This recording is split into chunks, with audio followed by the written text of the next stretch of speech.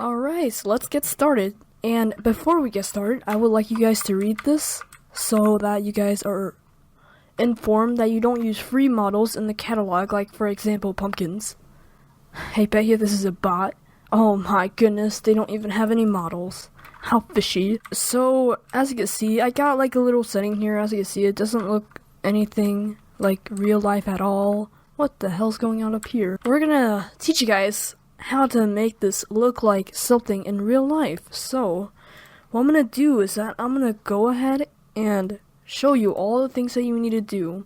So, Roblox has a new technology called Shadow Map, which adds shadows to your game. And they look pretty good, but I mean, we could make them look better. So to make it look better, we're actually going to change the brightness from 2 to 3, and the exposure from 0 to 1.4. As you see, it's already looking nice.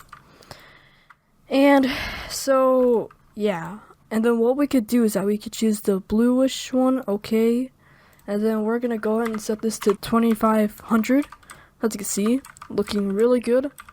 Now, if this is too bright, then you could turn down the brightness. As you can see, it still looks good. As you can see, the sky is too bright, but we could fix that. And as you can see inside of these, and as you can see, there's shadows and lighting and stuff. The lighting is actually pretty accurate, the shadows.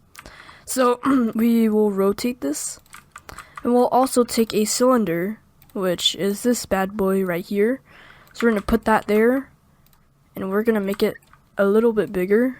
I don't know why it's grass, but doesn't matter. So I'm gonna cut a hole in this part, which is very easy to do. You just do that, select this one, and then union. There's a hole in the shadow, so you can see that this is pretty accurate.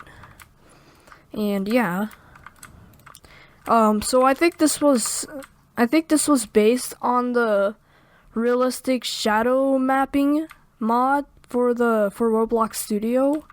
And yeah, as you can see, it looks pretty dang good.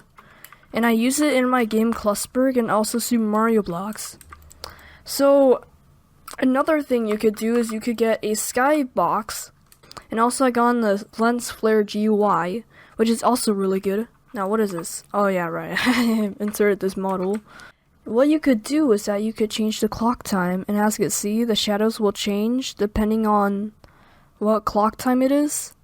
So usually like this is like a very good clock time because like the shadows look really good, and they actually follow the sun really well. So yeah, so I can't believe they came out with this type of shader. As you can see, this one just looks like it looks so appealing to the eye. Like this looks a lot more appealing than the previous shaders. Or, well, not shaders, but the previous lighting technology that Roblox had. As you can see, the sun rays coming through the circle, and there's shadows for the circle. As you can see my shadow right there. I can't even stand in it, as you can see. Now, if you want to run this, you have to have a very decent computer. You have to have like a very decent CPU to be able to run this. Now, you can have a decent GPU, but I mean, Roblox doesn't run off your GPU unless you use my tutorial on how to make it so it runs off your GPU. But that's only for NVIDIA. Now, if you have NVIDIA, then good news, you can have Roblox run off of your graphics card in the NVIDIA control panel, which I have a separate video on, which will be in the card in the top right. So yeah, if you guys do enjoy today's video, then make sure you like. If you guys did not like this video, however, then you could dislike. If you guys like this video, then check out my channel, and if you guys like what I do on my channel, then subscribe, and while you're at it, make sure you click the bell notification so you never miss another one of these videos, and goodbye.